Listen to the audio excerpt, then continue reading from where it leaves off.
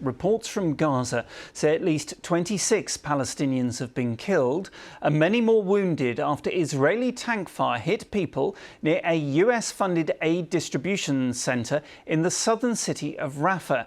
Now, in the last half an hour, we've had these pictures in from the area. They show injured Palestinians being taken to the Nasser hospital in Khan Yunis. Now, many of the images we've seen show people with injuries which appear too graphic to show. A local journalist told the BBC thousands of people had gathered near the US-funded aid point when the Israeli tanks opened fire. There's been no comment yet from the Israeli army.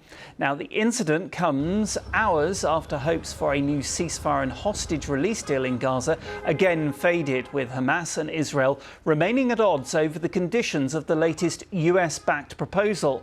Hamas, which is a proscribed terror organisation in the US, UK and EU, repeated its demands for a permanent truce, a complete Israeli withdrawal from Gaza and guarantees for the continuous flow of humanitarian aid. None of these are in the deal on the table. Well, our Middle East regional editor, Sebastian Usher, is in Jerusalem. He told me what was known first about the incident at the aid distribution point.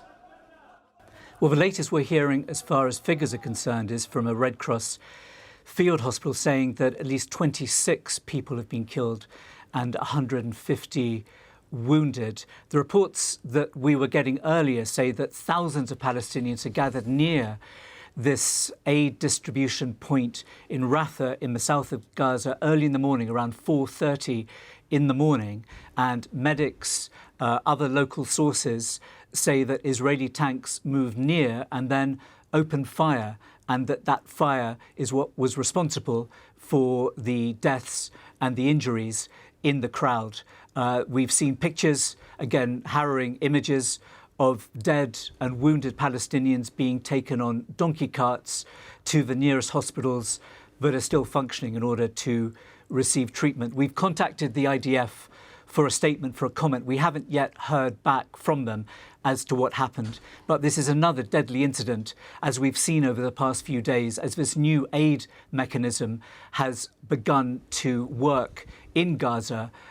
It is a US-funded group that is doing this rather than the UN and other aid agencies, which have said that they don't want to be part of this initiative, which they see as not optimum for the needs of the people in Gaza. And Israel was there to provide security, Israeli troops. So this is another sign that that distribution mechanism doesn't seem to be working as everyone would have been hoping it would have done by now. And meanwhile, Hamas and Israel remain at odds over this latest US-backed proposal for a ceasefire.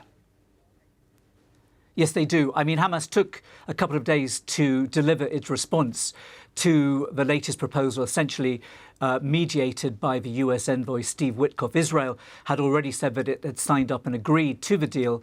Hamas essentially said that it had responded positively and responsibly, and that it wasn't a rejection, but they then produced a breakdown of the conditions that they are asking, which is somewhat different from what we've seen as far as the proposal appears to have been laid out. The key sticking point that there's been for so long in trying first to get that 6-week ceasefire that did finally take place, and to try and get another ceasefire in place since it collapsed, is over Hamas's insistence that any ceasefire negotiations, any talks, once it is implemented, should lead and should have guarantees right at the start to a total withdrawal of Israeli troops and a permanent end to the war in Gaza. That's something that the Israeli government isn't ready to do as far as the situation is at the moment. That the pressure is certainly building on both sides to come to a compromise and to ensure that a ceasefire and the release of the remaining hostages does begin to take place.